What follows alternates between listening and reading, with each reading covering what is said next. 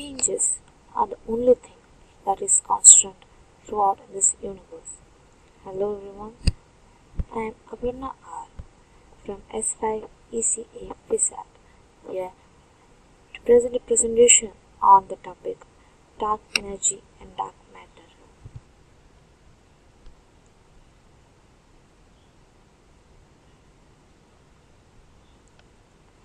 Now moving on to the presentation of the dark energy and the dark matter.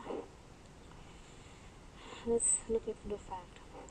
In 1990s, it was commonly assumed by scientists that the expansion of the universe is slowing down. They argue that the universe is full of matter and the attractive force of gravity pulls all matter together.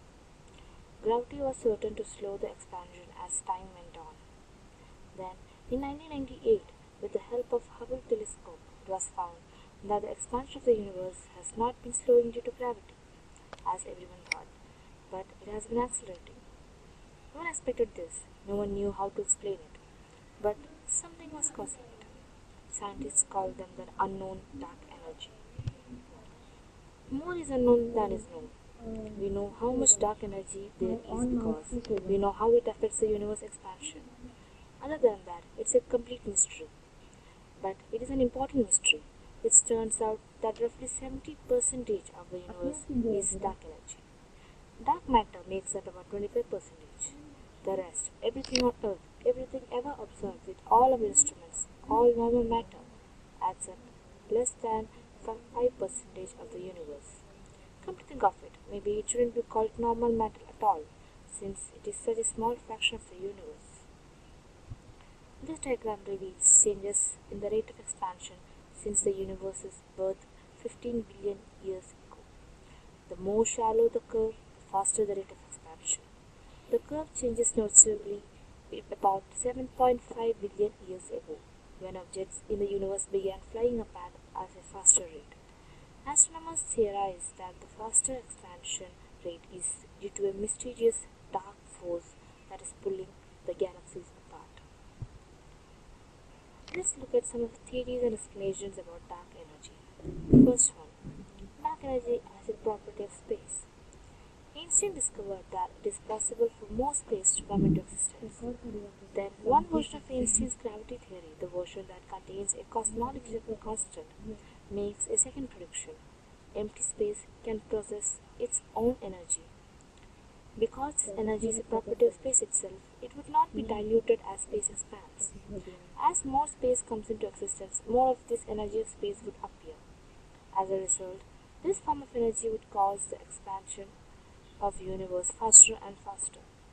Unfortunately, no one understands why the cosmological constant should even be there, much less why it would have exactly the right value to cause the observed acceleration of the universe.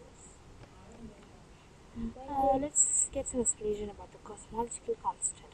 In physical cosmology, the cosmological constant, usually denoted by lambda, is equivalent to an energy density in otherwise empty space.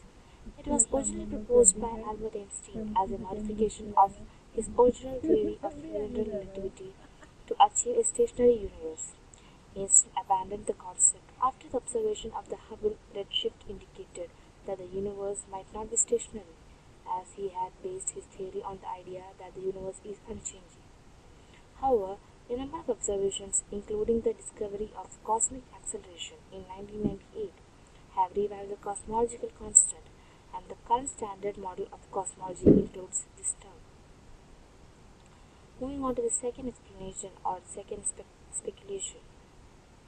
From the quantum theory of matter, empty space is actually full of temporary virtual particles that continually form and then disappear. But when physicists tried to calculate how much energy this would give empty space, the answer came out wrong by a lot. The number came out 10 raised to 120 times too big. That is, with a 1 with 120 zeros after it. It's hard to get an answer that bad, so the mystery continues. The third speculation is that the dark energy that it is a new kind of dynamical energy fluid or field, something that fills all of space, but something whose effect on the expansion of the universe is opposite of that of matter and normal energy. Some theories have named this quintessence after the fifth element of the Greek philosopher. However, if quintessence is the answer, we still don't know what it is, like what it interacts with, or why it exists. So again, the mystery continues. The fourth and the last speculation is that ancient theory of gravity is incorrect, that it would not only affect the expansion of the universe, but it would also affect the way that normal matter in galaxies and clusters of galaxies behave. This fact would provide a way to decide if the solution to the dark energy problem is a new gravity theory or not. We could observe how galaxies come together in clusters. But if it does turn out that a new theory of gravity is needed, what kind of theory it would be? How could it correctly describe the motion of the bodies in the solar system as Einstein's theory is known to do, and still give us this different prediction for the universe that we need?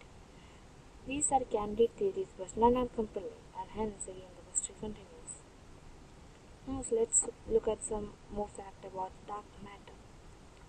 We are much more certain what dark matter is not than what it is.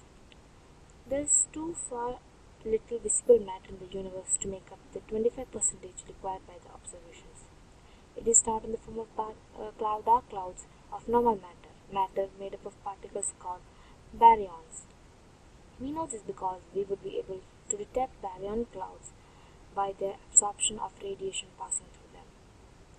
Dark matter is not antimatter because we do not see the unique gamma rays that are produced when antimatter annihilates with matter. We can also rule out large galaxy-sized black holes on the basis of how many gravitational lenses we see.